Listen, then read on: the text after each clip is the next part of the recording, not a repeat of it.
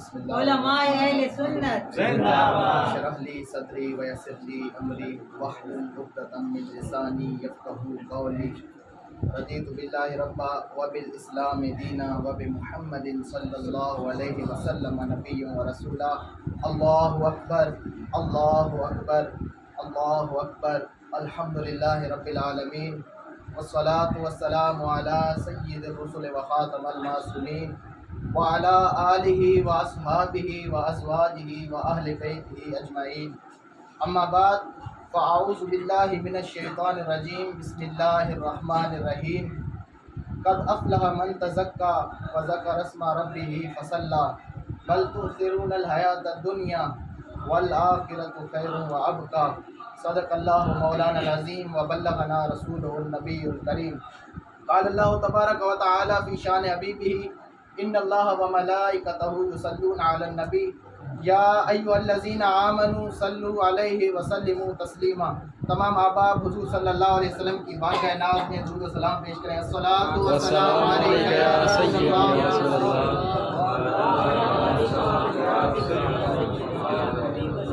منزہ عن شریک فی محاسنہ فجوہر حسن فیہ غیر منقسم، محمد تاج رسل اللہ کاتبۃ محمد صادق الاقوال والکلم، رب صلی وسلم دائما ابدا علی حبیبک خیر الخلق کلہم۔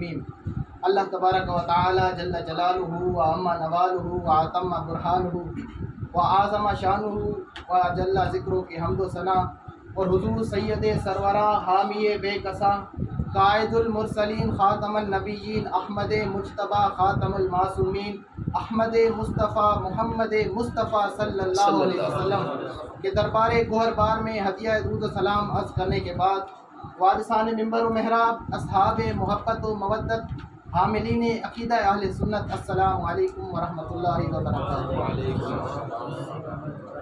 آج جس موضوع کو میں نے منتخب کیا وہ ہمارے لیے بہت ہی اہم ہے، وہ یہ کہ تزکیہ نفس اور کامیابی کے قرآنی اصول۔ دعا ہے کہ اللہ رب العزت ہم سب کو قرآن و سنت کا فہم عطا فرمائے اور قرآن و سنت کی ابلاغ و تبلیغ کی ہمیں سعادت عطا فرمائے۔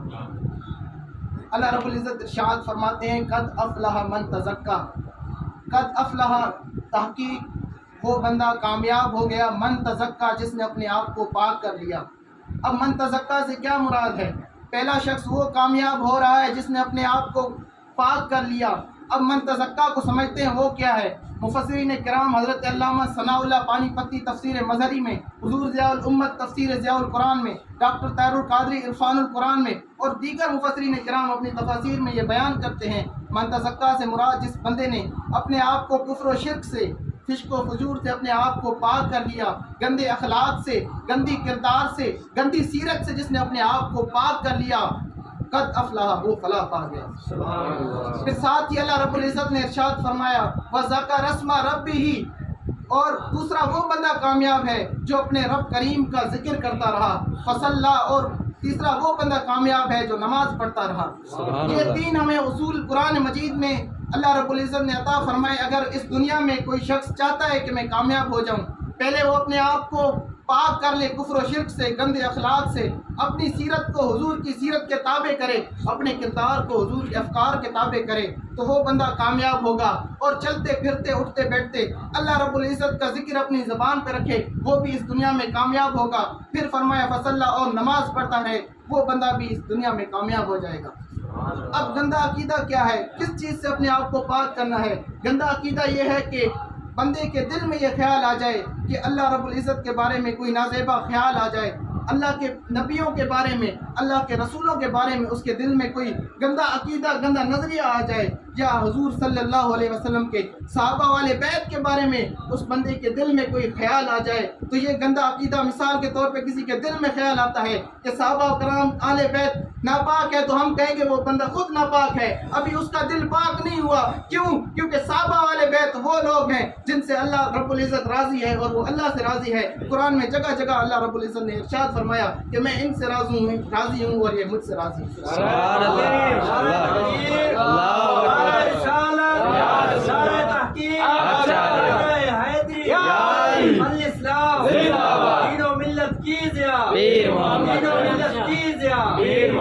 دوسری چیز ہے ہمارا اخلاق، ہمارا کردار، ہماری سیرت وہ ستھری ہونی چاہیے. یہ بھی ضروری ہے کسی بندے کو کامیابی کے مراتب طے کرنے کے لیے اس کو اپنی اخلاق، اپنے کردار کو بھی دیکھنا ہوگا، اپنی گربان میں بھی جھانکنا ہوگا. دوستان گرامی قدر، دین اسلام بہت ہی سادہ سا دین ہے، بہت ہی آسان سا دین ہے. اللہ رب العزت کے ساتھ کسی کو شریک نہ بناؤ، آپ کا عقیدہ توحید کامل ہو جائے گا. تمام نبیوں کو برحق مانو، حضور نبی رحمت صلی اللہ علیہ وسلم کو آخری نبی مانو. آپ کے بعد کوئی کسی قسم کا نبی نہیں آئے گا، چاہے وہ قادیان کا کیڑا ہو یا کوئی اور ہو، کوئی کسی قسم کا نبی نہیں آئے گا. آپ کا عقیدہ ختم ہے، رسالت مکمل ہو گیا. حضور کے صحابہ والے بیت وہ لوگ ہیں بخشے ہوئے ہیں جن سے اللہ رب العزت نے قرآن میں وعدہ فرمایا کہ میں ان سے راضی ہوں، یہ مجھ سے راضی ہیں. اولیاء کرام کے بارے میں اپنے دلوں کو صاف کریں، علماء حق اہل سنت کے بارے میں اپنے دلوں کو صاف کریں، ان کے لیے اپنی عزت اپنے دلوں میں رکھیں. اور یہ 3 کام کریں. کون سے؟ من تزکا، اپنے آپ کو ان چیزوں سے پاک کر لیں، اور حضور رب تعالیٰ کا ذکر کرتے رہیں اور نماز کو پڑھتے رہیں. انشاءاللہ آپ کا کامیابی آپ کے پاؤں چومیں. حضرات محترم، حضرت سیدنا انس بن مالک رضی اللہ تعالیٰ عنہ یہ حضور کے وہ خوش قسمت صحابی ہیں. ابھی آپ بچے ہیں بالکل، آپ کی والدہ آپ کو حضور کی بارگاہ میں لے آتی ہے. آقا یہ میرا بیٹا انس ہے، یہ آپ کی خدمت کرے گا، اسے میں آپ کی نوکری کے لیے، اسے میں آپ کی غلامی کے لیے وقف کرتی ہوں. حضور صلی اللہ علیہ وسلم کے وہ پیارے خادم، اور وہ اتنے بخت والے صحابی ہیں اور وہ اتنے خوش قسمت صحابی ہیں جنہوں نے 1-2 سال نہیں پورے 10 سال حضور کی خدمت کی. حضرت انس فرماتے ہیں ہم آقا کریم کی مجلس میں بیٹھے ہوئے تھے، ایک شخص آنے والا تھا. حضور نے فرمایا صحابہ تم میں جنتی شخص آئے گا. تو حضرت انس کہتے ہیں میرے دل میں یہ خواہش پیدا ہوئی میں دیکھوں تو صحیح وہ کون سا شخص ہے جس کو زبان رسالت جنتی ہونے کا کہہ رہی ہے. حضرت انس کہتے ہیں میرے دل میں یہ خیال پیدا ہوا میں دیکھوں تو صحیح. تو حضرت انس کہتے ہیں کہ اتنے میں ایک عربی آدمی، دیہاتی آدمی وہ آیا ہماری مجلس میں. تو حضور نے جس کے بارے میں کہا یہ جنتی شخص ہے، حضرت انس فرماتے ہیں 1-2 اور مقامات پہ بھی حضور کے اشاروں سے، حضور کے کنایوں سے ہمیں پتہ چل گیا کہ یہ جنتی شخص ہے.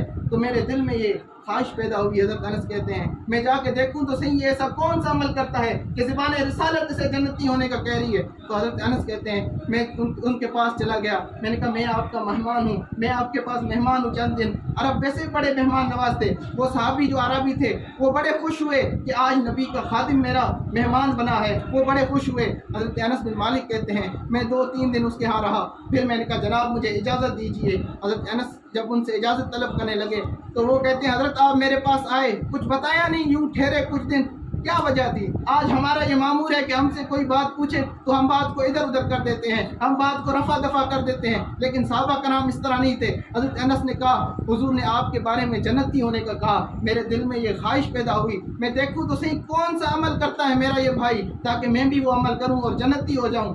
تو وہ صحابی کہتے ہیں عربی اے انس تو نے دیکھا میں کون سے کام کرتا ہوں؟ تو حضرت انس کہتے ہیں ہم سے مخاطب ہوتے ہیں، کہتے ہیں دنیا والوں اس نے چند اونٹ رکھے ہوئے تھے، سارا دن بھر انہیں چراتا اور حلال روزی کی طلب میں لگا رہتا، لیکن اس میں 2 باتیں مجھے بڑی پسند آئی، 2 باتیں اس میں بہت اچھی تھی. دنیا والوں ایک یہ کہ جب بھی نماز کا وقت آتا جتنے سے جتنے اہم کام میں ہو اس کام کو ترک کرتا، پہلے نماز ادا کرتا. دوسری بات یہ کہ وہ اٹھتے پھرتے بیٹھتے اللہ اکبر سبحان اللہ الحمدللہ اس کی زبان پہ جاری ہوتا، یعنی اللہ کا ذکر کرتا. یہ 2 باتیں حضرت انس کہتے ہیں مجھے اس میں بہت اچھی لگی. تو وہ عربی کہتے ہیں اچھا یہ باتیں تو مجھ میں ہیں، نماز کا وقت آ جائے تو میں نماز پڑھتا ہوں. تو آج ہمیں بھی اپنی حالت پہ غور کرنا چاہیے، کیونکہ ہمارے نزدیک نماز کی کوئی اہمیت نہیں. اگر اہمیت ہوتی تو ہماری مساجد کا یہ حال نہ ہوتا. پرسوں جمعہ آپ جمعے کی نماز پہ مسجد کو دیکھیں اور اسی دن عصر کی نماز پہ مسجد کو دیکھیں. اگر ہمارے نزدیک نماز کو اہمیت ہوتی تو جو رش ہمیں جمعے کو نظر آتا ہے وہی عصر پہ نماز پہ نظر آتا ہے. بے شک.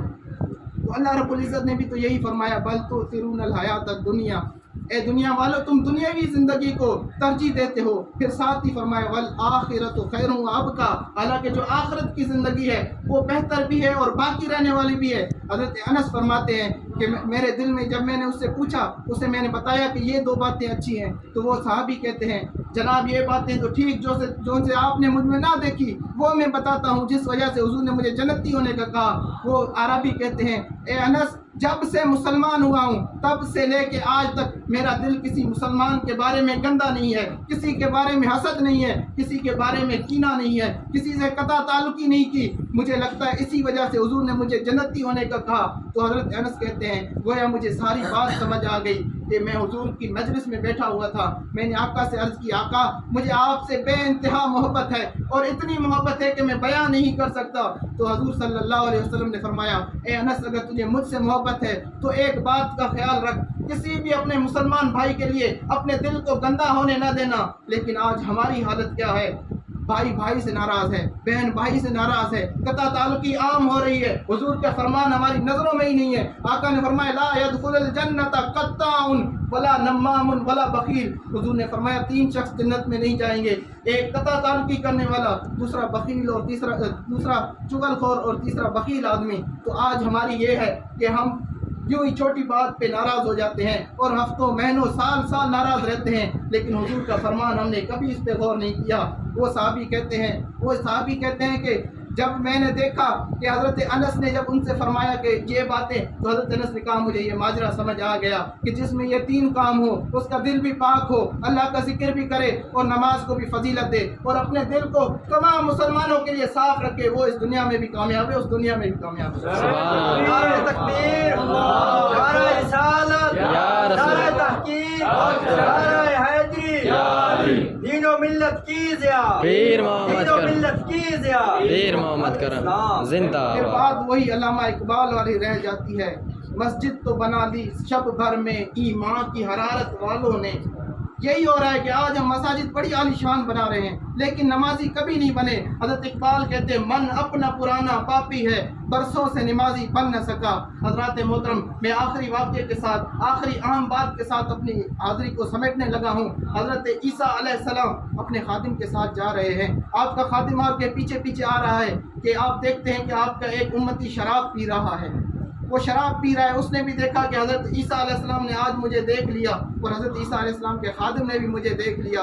تو وہ کہتا ہے کہ اگر میرے حضرت عیسیٰ علیہ السلام کے لب ہلے، ہاتھ اٹھے تو میری تو زندگی برباد ہو جائے گی۔ شراب تو میں پیتا ہوں لیکن آج تو اللہ کے نبی نے دیکھ لیا۔ تو وہ اسی شرمندگی کے ساتھ، اسی توبہ کی نیت کے ساتھ وہ پیچھے پیچھے اس شخص کے چلنے شروع ہو گیا، وہ حضرت عیسیٰ علیہ السلام اور ان کے خادم کے پیچھے چلنا شروع ہو گیا، تو ان کے پیچھے جا رہا ہے۔ تو آج بھی یوں ہوتا ہے کہ جو علماء کرام ہے، جو استاد گرامی ہیں، ان کے خلیفے ہوتے ہیں۔ اب وہ جو خلیفے استادوں کے ساتھ ہوتے ہیں، اگر کوئی دوسرا بندہ آ جائے نا تو وہ خلیفے اسے حقارت کی نظر سے دیکھتے ہیں، اسے کم جانتے ہیں جو دوسرا ساتھ لگے۔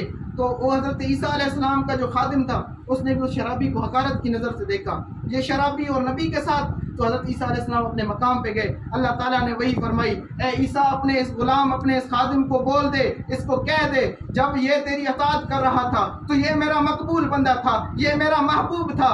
جب اس نے اس شرابی کو حقیر جانا، جب اس شرابی کو حقارت سے دیکھا تو اب یہ مردود ہو گیا ہے، وہ شرابی میرا مقبول ہو گیا ہے۔ حضرات محترم، ہم نے کبھی اس پہ غور نہ کیا، ہمیشہ اپنے آپ کو اعلیٰ جانا، کسی کو کوئی اہمیت نہیں دی، ہر کسی کو اپنے سے کم تر جانا۔ تو یہاں اتنا حضرت عیسیٰ علیہ السلام کا امتی، حضرت عیسیٰ علیہ السلام کا خادم خاص، اس کو اللہ تعالیٰ مردود کہہ رہا ہے، تو ہم کیا ہیں؟ تو اس واسطے ہمیں یہ بھی خیال کرنا ہوگا۔